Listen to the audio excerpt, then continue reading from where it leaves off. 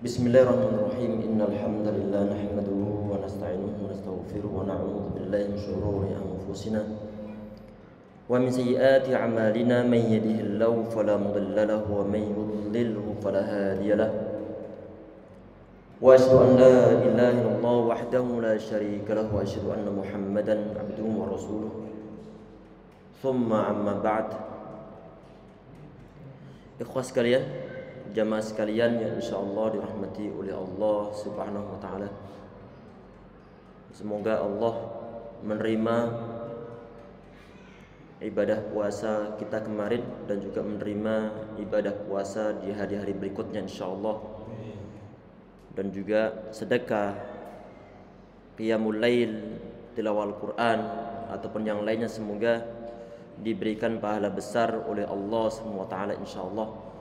Amin ya rabbal alamin. Kalau seandainya di Ramadan hari kemarin ibadah kita belum maksimal, semoga mulai hari ini sampai 28 ataupun mungkin 29 hari ke depan semoga kian meningkat insyaallah. Sehingga yang sebelumnya kok belum sempat membaca Al-Qur'an, semoga sempat untuk baca Al-Qur'an. Yang sebelumnya mungkin belum mengeluarkan sedekah, semoga sempatkan untuk mengeluarkan sedekah insyaallah. Yang sebelumnya belum qiyamul lail, semoga bisa qiyamul lail nanti malam dan juga hari-hari berikutnya ya rabbal alamin. Bismillahirrahmanirrahim. Kita bahas insyaallah untuk pagi ini. Ini adalah hadis yang ke-28 insyaallah. Hadis yang ke-28 dari kitab Riyadhus Shalihin.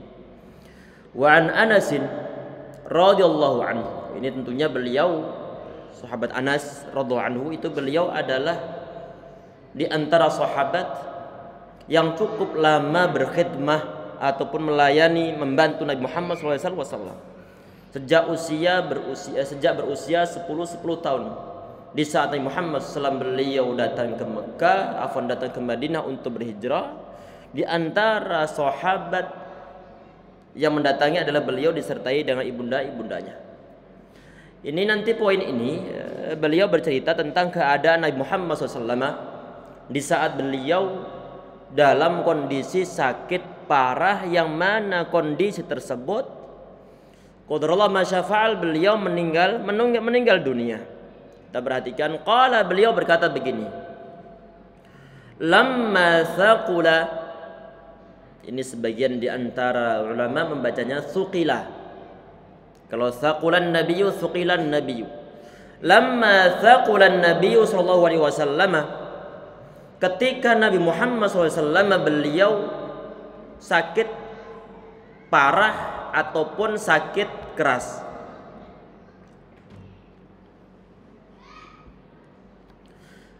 Ja'al yataghashshahul karbu.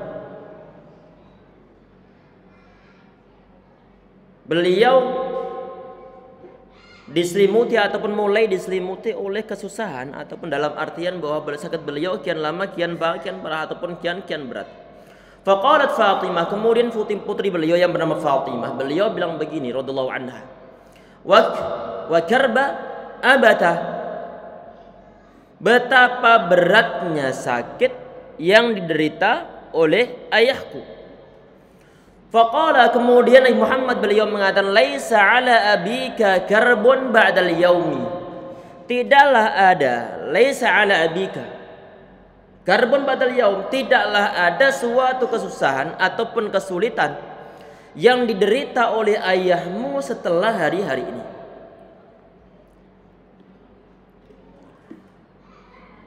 Falamma mata qalat ya abata ajaba rabban da'a. Al-hadis. Kita perhatikan tadi itu jamaah sekalian yang insyaallah dirahmati oleh Allah SWT. Ini adalah masa-masa Nabi Muhammad SAW mengalami suatu penyakit yang parah, yang mana dalam sakit tersebut Nabi Muhammad beliau meninggal sallallahu alaihi wasallam. Di antara peristiwa yang di sini ini kan masuk dalam pembahasan bab tentang kesabaran. Dalam segala keadaan, dalam segala ujian, baik karena kematian, baik karena kehilangan, baik karena rasa sakit, ataupun bahkan mungkin suatu kemakmuran, suatu kekayaan yang dimiliki oleh seorang, itu adalah merupakan suatu ujian dari Allah SWT yang perlu kita untuk bersabar. Tetapi dalam hal ini nanti ini difokuskan tentang sakitnya Nabi Muhammad SAW. Saat misalnya ditanya, apakah Nabi Muhammad SAW itu kan beliau sebagai seorang Nabi, apakah beliau juga merasakan suatu rasa sakit yang parah? Tentunya iya. Apakah beliau ataupun para nabi pada umumnya termasuk Rasulullah SAW, beliau atau mereka semua merasakan suatu ujian berat dari Allah Subhanahu wa Ta'ala? Justru ujian yang terberat diderita oleh umat manusia secara mutlak itu adalah ujian yang Allah Subhanahu wa Ta'ala berikan kepada para nabi. Artinya kalau umat manusia sebagai yang selain para nabi, mereka mendapatkan suatu ujian, mendapatkan suatu cobaan dari Allah SWT, maka level cobaannya di bawah para nabi ini. Sehingga ibrah yang bisa diambil, jangan merasa bahwa kita itu adalah orang yang paling menderita sedunia. Karena kenapa? Karena justru para nabi itu rasa sakit yang dideritanya 2 kali lipat daripada 2 orang laki-laki, berarti dilipat gandakan 2 kali. Ada suatu hadisnya hadis yang sahih dalam riwayat Al-Bukhari sama Muslim. Sahabat Ibnu Mas'ud radhiyallahu anhu, di saat beliau menjenguk Nabi Muhammad SAW, beliau menyentuh tubuh Nabi Muhammad SAW, merasakan yang sangat kulit yang sangat panas. Kemudian beliau mengatakan, innaka latu'aku wa'kan syadidah. Ya Rasulullah, antum ini sakitnya kok pewara banget, kok panas banget ini. Kok panas banget. Ini hadisnya hadis muttafaqun alaih bahkan. Kemudian Nabi Muhammad SAW, beliau mengatakan, ajal iya, inni u'aku kama yu'aku rajulani minkum. Iya, sungguhnya diriku ini mendapatkan suatu rasa sakit sebagaimana 2 orang laki-laki di antara kalian. Kalau orang laki-laki ini dia mendapat suatu sakit yang mungkin panas sekian derajat, maka Nabi Muhammad SAW beliau 2 kali lipatnya.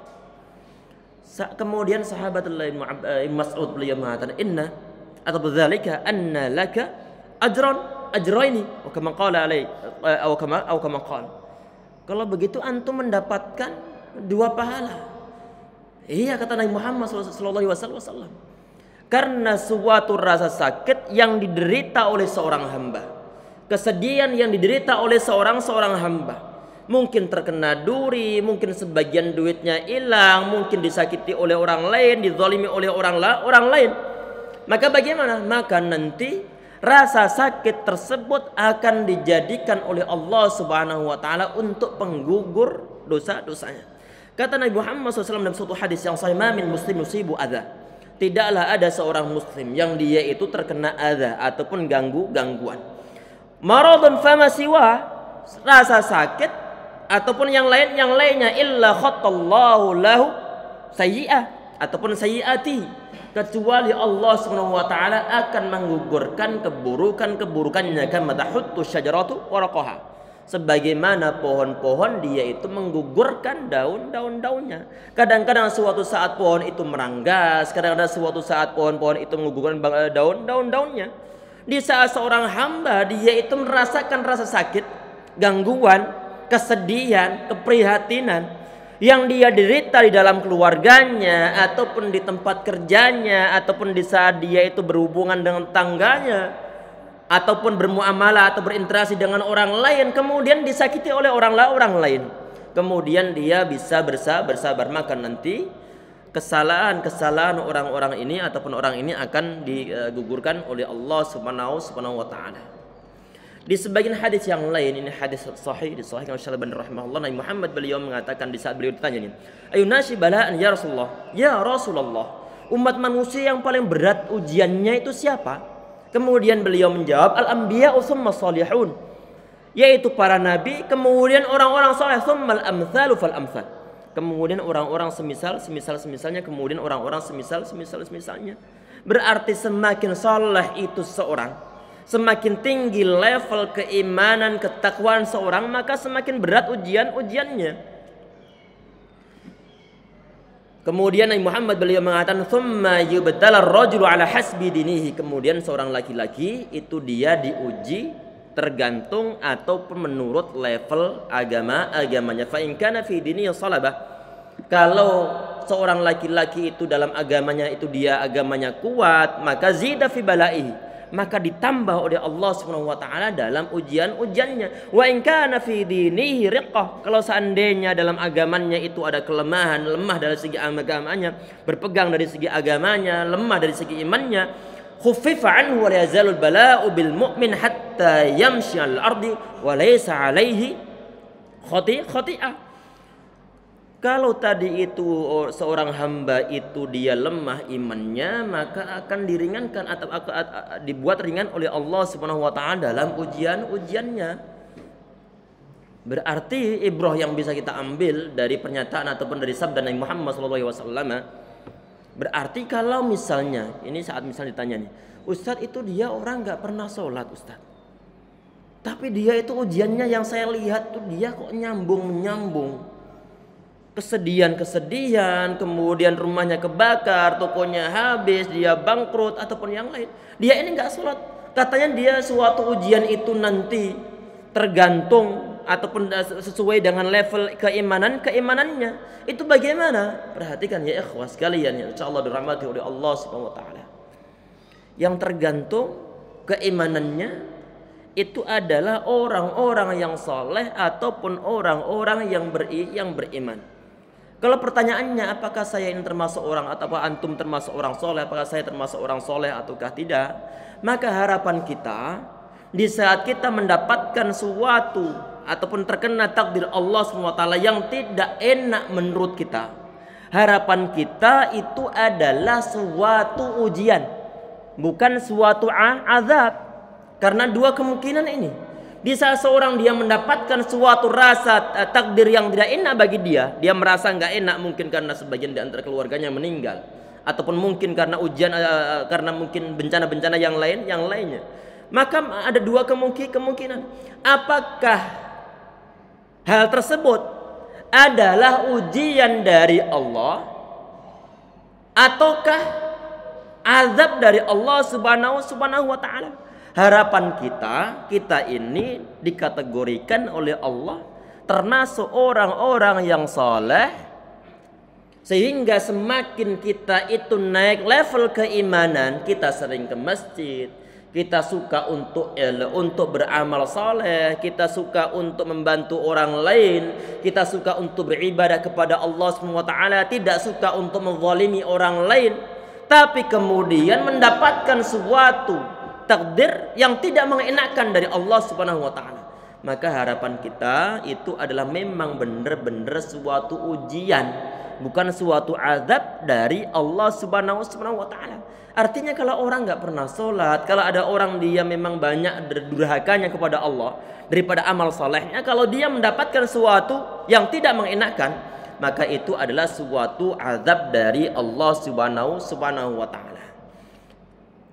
Karena kenapa? Tentunya wa ma asabakum min musibah fabima kasabat aydikum wa ya'fu an katsir. Dan apa saja musibah yang menimpa kamu maka adalah sebab ataupun disebabkan oleh perbuatan tangan kalian sendiri. Berarti di saat ada orang itu dia sebagian di antara manusia, dia kadang-kadang dia durhaka terhadap orang tuanya, kadang-kadang mungkin dia mencuri harta orang lain, kadang-kadang dia mengambil harta orang lain tanpa hak, kemudian dia mendapat suatu bencana, maka itu adalah suatu azab dari Allah Subhanahu wa taala untuk ingetin dia ingat pada Allah ataukah tidak, kembali kepada Allah Subhanahu wa taala ataukah tidak. Kita perhatikan tadi ini ya ikhwah sekalian, insyaallah dirahmati oleh Allah Subhanahu wa taala. Berarti kalau ada seorang nabi yang dia itu mendapatkan suatu ujian yang amat berat, yang memang mereka itu adalah kalau mendapatkan suatu ujian adalah ujian yang terberat yang diderita oleh umat manusia, termasuk diantaranya adalah Nabi Muhammad SAW. Faqalat, tadi ini di saat Nabi Muhammad SAW beliau di saat tadi itu beliau menderita sakit yang amat parah. Faqalat Fatimah, kemudian Fatimah putri beliau radhiyallahu anha, beliau mengatakan, Wa karba abatah, betapa berat sakit yang diderita oleh abiku ataupun oleh ayahku. Nabi Muhammad SAW, kalau nanti kita perhatikan perkataan-perkataan beliau berikutnya, tidak ada rasa ngersulo. Ngersulo itu apa ngersulo?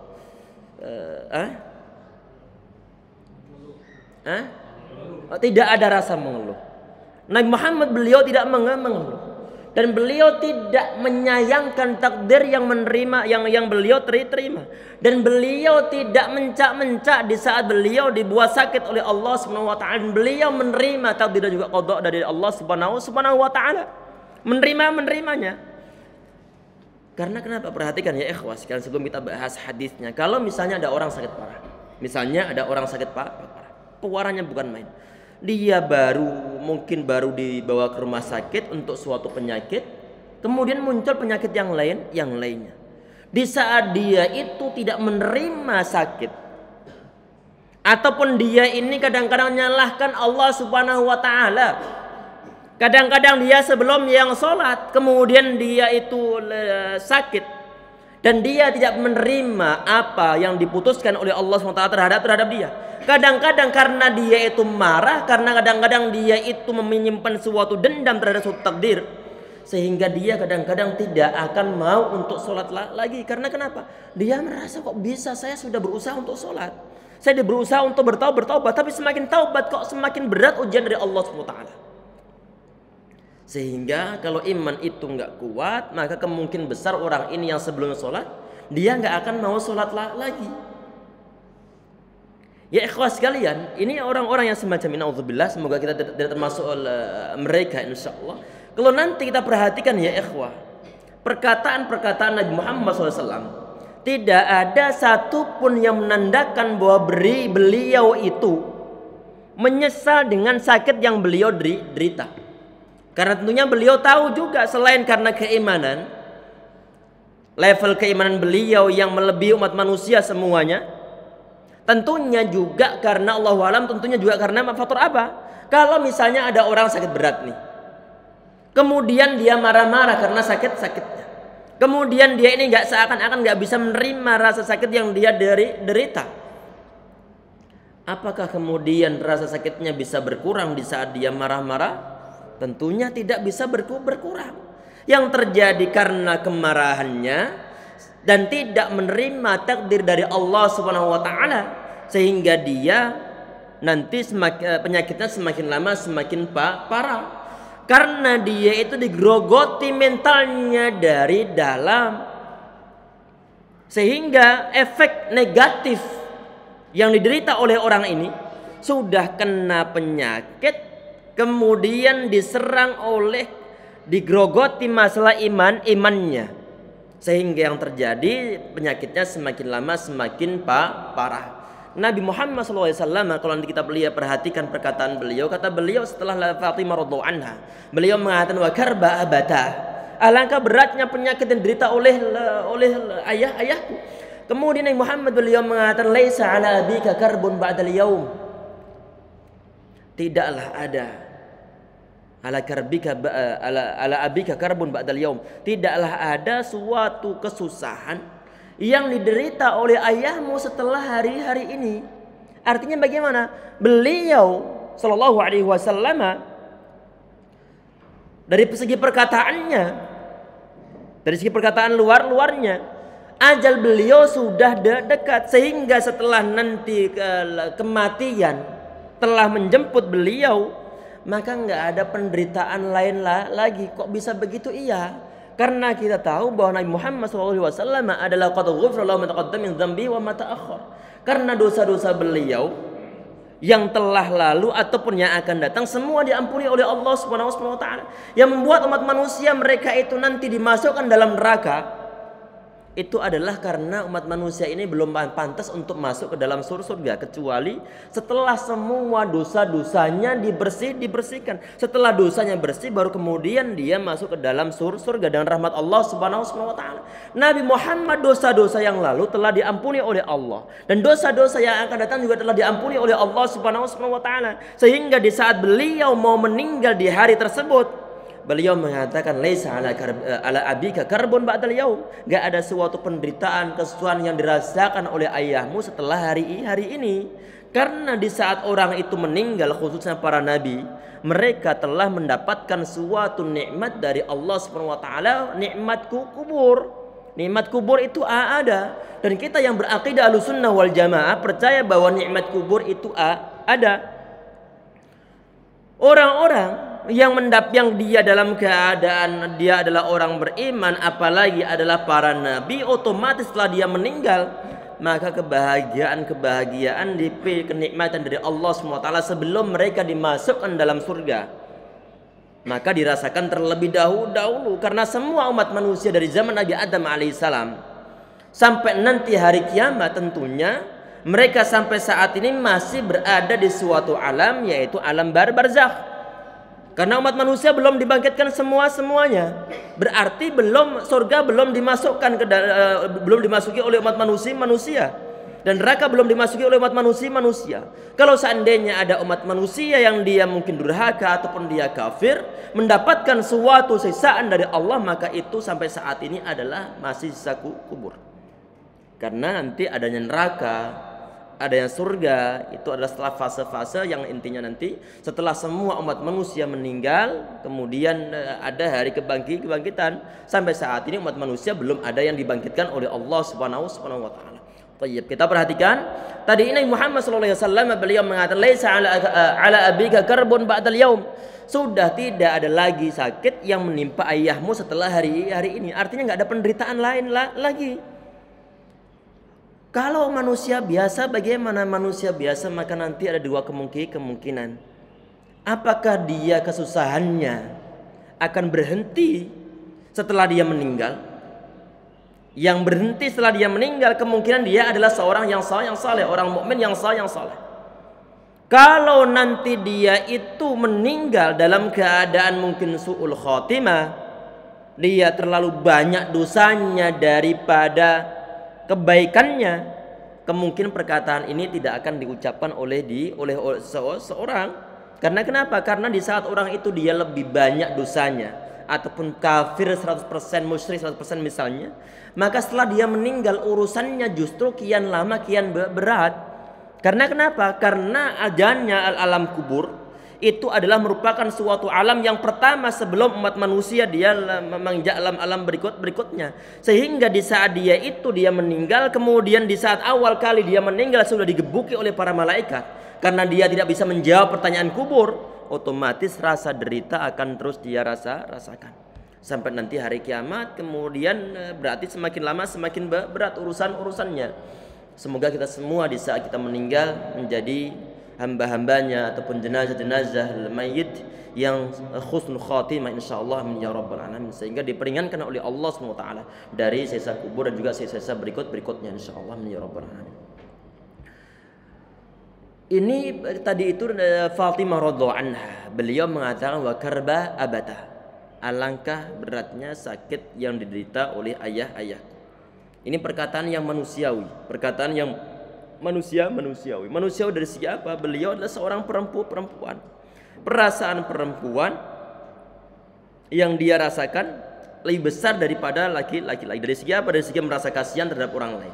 Apalagi Fatimah radhiyallahu anha sangat mencintai Nabi Muhammad SAW. Di samping Nabi Muhammad itu beliau sebagai ayah dari Fatimah, di samping itu pula Nabi Muhammad adalah seorang nabi yang tentunya dicintai pada umumnya oleh umat manusia. Sehingga di saat Fatimah radhiyallahu anha melihat Nabi Muhammad dalam kondisi sakit yang sangat parah, kemudian Fatimah radhiyallahu anha beliau merasa kasihan. Kemudian beliau mengatakan wa karba abata, alangkah berat sakit yang diderita oleh ayahku. Pertanyaannya, apakah perkataan Fatimah radhiyallahu anha ini, apakah ada unsur niyahah ataupun mungkin meratapi orang yang sakit ataupun orang yang mau meninggal? Ini tidak ada suatu riwayat pun beliau ini Fatimah radhiyallahu anha beliau teriak-teriak ataupun nangis dengan suara kencang. Termasuk di antara Nabi Muhammad setelah beliau meninggal, Fatimah radhiyallahu anha beliau tidak menangis secara kencang atau meraung-raung. misalkan kematian Nabi Muhammad, berarti ini bukan termasuk suatu niyahah yang dilarang dalam agama Islam atau penratapan yang dilarang agama Islam untuk dilakukan oleh umat Islam di saat ada sebagian di antara keluarganya yang meninggal. Ini sebagian di antara riwayat tentang kejadian yang menimpa Nabi Muhammad SAW saat beliau sebelum meninggal. Itu adalah perkataan akhir beliau, la ilaha illallah innal mauti sakarat. Tidak ada Tuhan yang patut disembah kecuali Allah Subhanahu wa taala. Innal mauti sakarat. Sungguhnya kematian itu ada sekarat-sekaratnya. Jadi ada nazak-nazaknya yang diderita oleh seseorang. Tentunya ini kita belum merasakannya. Semoga kalau seandainya nanti kita meninggal suatu saat, semoga diringankan oleh Allah SWT di saat sakaratul maut, insyaallah ya rabbal alamin. Falamma mata qalat ya abatah ajaba rabban da'ah. Setelah Nabi Muhammad beliau meninggal, Fatimah radhiyallahu anha beliau mengatakan, ya abatah, wahai ayahku, ajaba rabban da'ah. Duh ayahku, ajaba rabban da'ah. Beliau ini maksudnya adalah Nabi Muhammad SAW. Beliau telah memenuhi panggilan dari Robnya, telah memenuhi panggilan Robnya yang memanggil beliau. Karena semua umat manusia yang dia meninggal akan kembali kepada Allah Subhanahu wa taala. Oleh karena itu, kalau ada orang meninggal, kita mengucapkan innalillahi wa inna ilaihi raji'un. Sesungguhnya kita ini adalah milik Allah Subhanahu wa taala dan sungguhnya kepada Dia kita akan kembali.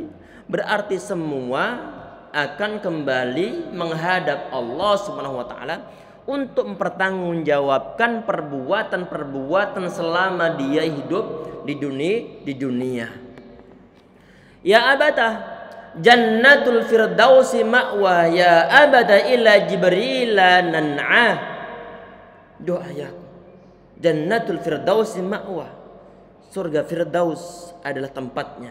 Ayahku, surga Firdaus adalah tempatnya, tempat Nabi Muhammad SAW. Ini ya ikhwah sekalian, ini surga Firdaus. Ini adalah kata hadis-hadis yang sahih bahwa ini adalah surga, level surga yang paling tinggi. Dan kita ini enggak dilarang untuk meminta kepada Allah SWT surga. Bukan menandakan tentang kelemahan iman kita.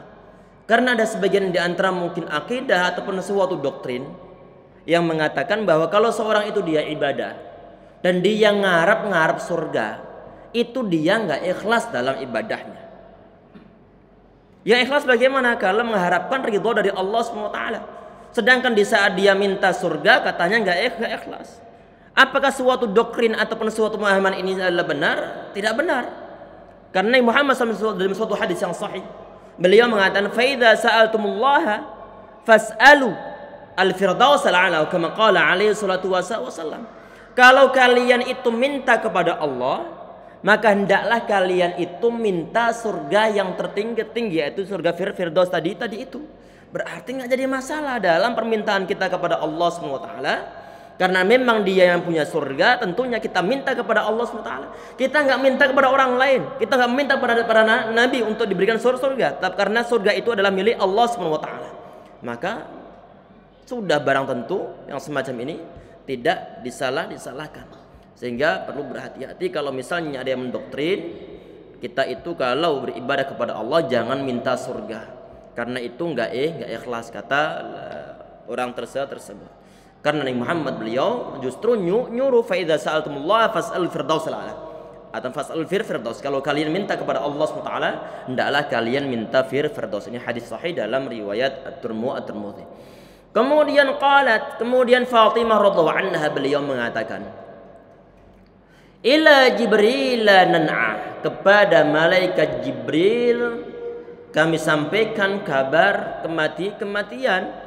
Karena kenapa kepada malaikat Jibril alaihissalam? Karena malaikat Jibril alaihissalam beliau yang sering menemui Nabi Muhammad di saat Nabi Muhammad beliau mendapatkan wahyu dari Allah Subhanahu wa taala.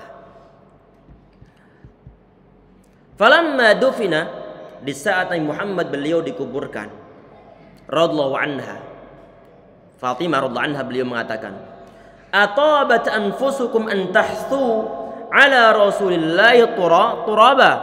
Ini perkataan Fatimah radhiyallahu anha kepada para sahabat, sekedar perkataan. Dan beliau tidak melarang. Perkataannya bagaimana? Kata beliau di sini, "Atabat anfusukum an tahsu ala Rasulillah sallallahu alaihi wasallam turaba." Apakah kalian merasa tenang dengan menaburkan tanah di atas Rasulullah SAW?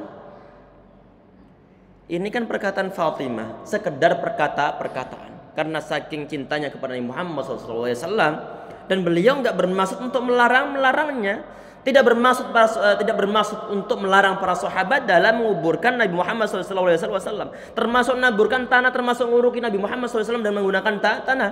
Karena kenapa? Karena memang syariahnya adalah begitu. Umat Islam yang meninggal akan dikuburkan di dalam tanah. Mau nggak mau akan diuruk dengan tanah.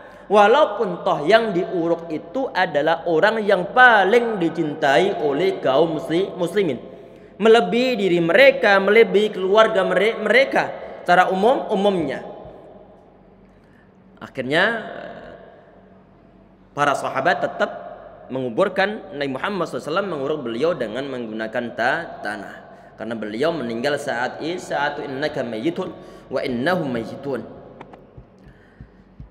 Ini di antara kesimpulan yang diambil ataupun yang bisa disimpulkan selain yang telah kita bahas tadi itu adalah ini kan Fatimah radhiyallahu anha, beliau yang menyaksikan Nabi Muhammad meninggal. Berarti Fatimah radhiyallahu anha beliau masih hidup setelah Nabi Muhammad beliau meninggal. Yang anak ataupun putri-putri beliau yang lain kemana? Nabi Muhammad beliau punya anak yang bernama Ruqayyah, kemudian Ummu Kulsum, kemudian Zainab, termasuk diantaranya adalah Fatimah. Berarti putri-putri Nabi Muhammad SAW ada 4 orang. Zainab, Fatimah, Ummu Kulsum, sama Ruqayyah. Yang 3 orang ini, Ruqayyah sama Ummu Kulsum, ini yang meninggal lebih dahulu, termasuk diantaranya adalah Zainab. Jadi semua putra Nabi Muhammad SAW semua meninggal kecuali Fatimah. Yang Ruqayyah yang diperistri oleh sahabat Utsman bin Affan, setelah beliau meninggal kemudian Nabi Muhammad beliau menikahkan dengan putri beliau yang lainnya, yaitu Ummu Kulsum. Dan semua meninggal tadi itu adalah sebelum Nabi Muhammad beliau meninggal. Yang masih hidup tadi ini adalah Fatimah radhiyallahu anha. Sedangkan putra-putra beliau yang lain termasuk Al-Qasim, termasuk Abdullah, termasuk Ibrahim, ini mereka meninggal di saat Nabi Muhammad, saat mereka masih dalam kondisi masih bocah, masih kecil. Radhiyallahu anhum ajma'in. Kemudian hadis yang ke-29. Wa an Abi Zaid Usama bin Zaid bin Harithah. Ini ada Abu Zaid, Usama bin Zaid. Ini Usama bin Zaid berarti beliau itu adalah anaknya Zaid bin Harithah. Ini Zaid bin Harithah itu beliau adalah seorang sahabat yang dulunya sebelum Nabi Muhammad beliau diangkat sebagai seorang nabi ataupun rasul, ini adalah orang yang dicintai Nabi Muhammad SAW. Beliau seorang budak. Beliau adalah orang Arab asli dari suatu suku, dan kulit beliau adalah kulit putih sebagaimana orang Arab pada umumnya. Kemudian beliau ini di saat masa kecil, kemudian masa-masa peperangan, ditawan oleh musuhnya, kemudian beliau ini dijual, kemudian dibeli oleh seorang yang saat itu, ini sebelum dia masuk Islam, yang bernama Hakim bin Hizam. Ini beliau adalah keponakan dari Khadijah radhiyallahu anha. Setelah dibeli oleh Hakim bin Hizam, kemudian dihadiahkan kepada Khadijah radhiyallahu anha. Setelah Nabi Muhammad beliau menikah dengan Khadijah, khususnya di saat Khadijah meninggal, ini Zaid bin Harithah ini diberikan kepada Nabi Muhammad SAW. Ataupun di saat Nabi Muhammad beliau menikah dengan Khadijah, Zaid bin Harithah diberikan kepada Nabi Muhammad SAW. Kemudian oleh Nabi Muhammad, kemudian Zaid bin Harithah dimerdekakan. Di antaranya nanti beliau ini Zaid bin Harithah dinikahkan dengan seorang perempuan yang bernama Barakah, yang biasa disebut dengan sebutan Ummul Aiman.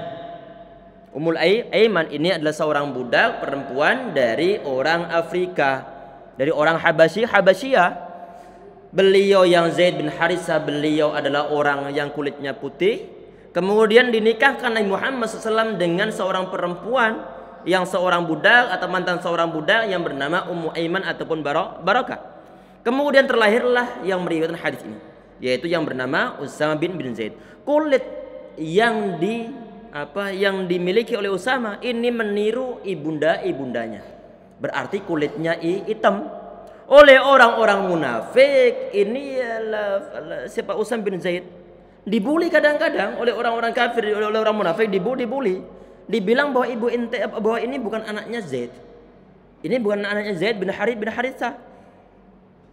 Sehingga kemudian ada, kalau di zaman dahulu itu ada istilahnya Qayafah. Qayafah itu adalah orang yang punya keahlian untuk mengetahui mungkin dari segi ciri luarnya ataupun anggota tubuhnya.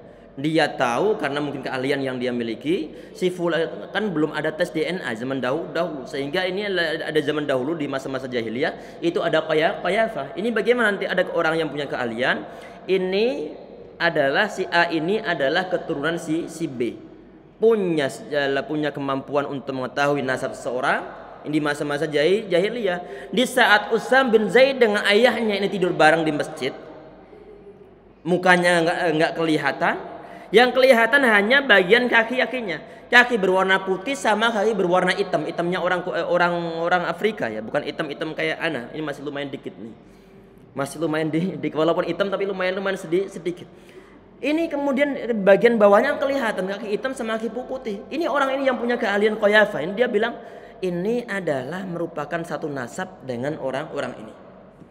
Itu didengar Nabi Muhammad SAW. Akhirnya beliau gembiranya bukan main sebelum beliau diangkat sebagai seorang nabi. Kenapa beliau gembira? Karena beliau mencintai Zaid dan juga mencintai Usama. Artinya di saat ada orang-orang munafik, orang-orang kafir, dia membuli Usama bin Zaid atau membuli yang berkulit hitam ini, Nabi Muhammad beliau nggak rela, sehingga setelah beliau mendengar perkataan seorang Qayafah ini, kemudian Nabi Muhammad beliau bergembira. Inilah Usama bin Zaid di antara orang yang dalam sejarah ini masih muda, cuma sudah punya andil besar. Apa itu? Beliau diutus oleh Nabi Muhammad SAW di saat usia 17 tahun sekitarnya untuk memimpin pasukan melawan orang-orang Romawi. Di saat Nabi Muhammad beliau sakit parah ini. Di saat beliau sakit parah. Usama bin Zaid beliau menjadi seorang panglima di saat usia 17 tahun. Sedangkan di dalam pasukannya itu ada sahabat-sahabat senior. Termasuk di antaranya adalah sahabat Umar bin Khattab radhiyallahu anhu. Berarti senioritas itu kadang-kadang perlu untuk di nomor dua-duakan kalau memang ada sesuatu yang memang diperlukan. Sehingga nggak harus misalnya imam masjid itu harus sepuh banget, itu nggak harus. Ataupun seorang muadzin itu harus sepuh banget, itu nggak harus. Atau ketua DKM itu harus sepuh banget, itu nggak harus. Karena kadang-kadang perlu untuk regenerasi. Ini ya ikhwas sekalian, Nabi Muhammad SAW beliau mengutus Usama bin Zaid radhiyallahu anhu. Di saat beliau mau berangkat, sudah sampai di luar Madinah, terdengar kabar bahwa Nabi Muhammad beliau sakit parah. Ini beliau belum mau berangkat. Kenapa? Karena khawatir terjadi sesuatu pada Nabi Muhammad SAW. Sehingga beliau masih nyetop pergerakannya untuk melanjutkan perjalanan perang. Kemudian qadarullah masyafa'al, Nabi Muhammad beliau meninggal di tahun tersebut. Ini pertanyaannya, yang terjadi di zaman tersebut. Ini pasukan yang dipimpin oleh dipimpin oleh Usamah bin Zaid perlu melanjutkan perjalanan ataukah perlu untuk di-cancel? Karena yang menyuruh mereka telah wafat yaitu Nabi Muhammad SAW. Kebetulan saat itu setelah proses pemilihan atau proses penunjukan, proses pemilihan seorang khalifah yang nanti yang terpilih ada sahabat Abu Bakar As-Siddiq radhiyallahu anhu. Di saat sebagian di antara sahabat ngusulin agar ini pasukan diganti pemimpinnya, sahabat Abu Bakar beliau nggak mau untuk menggantinya dan juga nggak mau untuk meng-cancel. Kata beliau, saya nggak mungkin meng-cancel suatu pasukan yang telah disusun oleh Nabi Muhammad SAW. Ini pasukan harus berangkat. Siapapun dia pemimpinnya, berhubung Nabi Muhammad beliau nyuruh Usamah bin Zaid untuk memimpinnya, maka Usamah bin Zaid nanti beliau yang tetap jalan. Ini sahabat Abu Bakar As-Siddiq radhiyallahu anhu, beliau ngikuti kalau Nabi Muhammad itu beliau berkehendak, udah yang dipilih oleh sahabat Abu Bakar As-Siddiq adalah pilihan Nabi Muhammad SAW. Masih berapa lama? Pertanyaan ataukah ini panjang ini? Mau pertanyaan? Pertanyaan aja ya. Kalau nggak ada pertanyaan, nggak mau saya lanjutkan, atau kita bawa pertanyaan insya Allah. Barangkali ada? Siapa? Nggak ada? Kalau nggak ada kita lanjutkan dikit. Sambil nanti mungkin barangkali ada pertanyaan. Ya? Iya. Kita perhatikan tadi ini Usamah bin Zaid radhiyallahu anhu. Ini beliau termasuk di antara sahabat yang sedikit meriwayatkan hadis dari Nabi Muhammad SAW. Hanya 128 hadis. Termasuk diantaranya adalah hadis yang nanti ini akan kita bahas. Ini beliau meninggal setelah ataupun di masa pemerintahan sahabat Utsman bin Affan, ataupun lebih tepatnya adalah setelah terjadi pembunuhan terhadap sahabat Utsman bin Affan radhiyallahu anhu. Wa qauluhu, ini beliau kalau kita perhatikan di sini Zaid bin Haritsah adalah maula Rasulullah SAW. Ada kata-kata maula. Ini maula diartikan dua hal.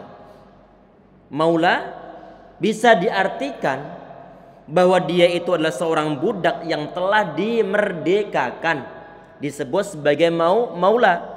Jamaknya adalah mawali. Banyak ataupun sebagian di antara ulama zaman-zaman ulama-ulama salaf kita, mereka adalah dari kalangan mawali. Dari kalangan mawali. Itu adalah arti yang pertama. Berarti maula bisa diartikan bahwa dia itu adalah mantan seorang budak. Kemudian yang kedua adalah arti kebalikannya. Apa itu? Berarti dia itu adalah bosnya budak ataupun tuannya budak. Untuk mengetahui perbedaannya bagaimana, tinggal nanti dilihat ini orang siapa ini. Kalau dia adalah Zaid bin Haritsah, maka jelas dia adalah maula ataupun mantan budaknya Nabi Muhammad SAW. Nggak mungkin sahabat Zaid bin Haritsah beliau adalah bosnya ataupun tuannya Nabi Muhammad SAW. Berarti itu perbedaannya satu kata, yaitu yang berupa kata maula, cuma punya dua arti yang berkebalikan. Ini beliau wahubbihi. Ini hubbi ini berarti adalah kekasih Nabi Muhammad SAW. Kekasih berarti orang yang dicintai Nabi Muhammad SAW. Sehingga di zaman Nabi Muhammad SAW sebelum dilarang adanya pengangkatan anak angkat, maka Zaid bin Haritsah saat itu beliau disebut oleh orang-orang jahiliyah itu atau orang-orang Quraisy itu dengan sebutan Zaid ibn Muhammad. Zaid anaknya Muhammad. Tetapi setelah beliau Nabi Muhammad SAW beliau mendapatkan suatu ayat Al-Quran diturunkan tentang laisa aba ahadim rijalikum, Nabi Muhammad itu adalah bukan salah seorang di antara ayah kalian, maka saat itu pengangkatan anak angkat itu tidak diperbolehkan. Sehingga saat itu Zaid tidak disebut dengan Zaid bin Muhammad, tetapi adalah Zaid bin Haritsah sebagaimana nama nama dari ayahnya. Fa arsala, sebentar ini beliau bercerita ini. Qala wa hibbihi wa ibni hibbihi radhiyallahu anhuma. Ini beliau Zaid bin Haritsah adalah kekasih Nabi Muhammad SAW. Punya anak yang bernama Usam bin Zaid. Berarti Usam bin Zaid disebut sebagai Al-Habib Ibnul Habib ataupun Hib Ibnul Hib, seorang kekasih yang menjadi anak dari seorang kekasih. Qala beliau Usam bin Zaid beliau mengatakan, Arsal bintun Nabi SAW inna bni qad ihtudira fashhadna. Ada seorang putri Nabi Muhammad SAW, beliau mengutus seseorang untuk menemui Nabi Muhammad SAW. Karena kenapa? Karena anak beliau sakit amat parah, sudah ada tanda-tanda mau meninggal. Ada sebagian di antara ulama mengatakan bahwa ini adalah anak beliau yang bernama Zainab. Ada yang mengatakan bahwa ini adalah anak dari Ummu Kulthum. Ada yang mengatakan bahwa ini adalah anak dari Ruqayyah. Ataupun sebagian di antara qaul-qaul ulama-ulama yang lainnya. Ini sakit parah dan hampir meninggal. Ini minta Nabi Muhammad untuk datang. Ini panjang kisahnya ini. Tuh. Mungkin kita buka tanya jawab insyaallah.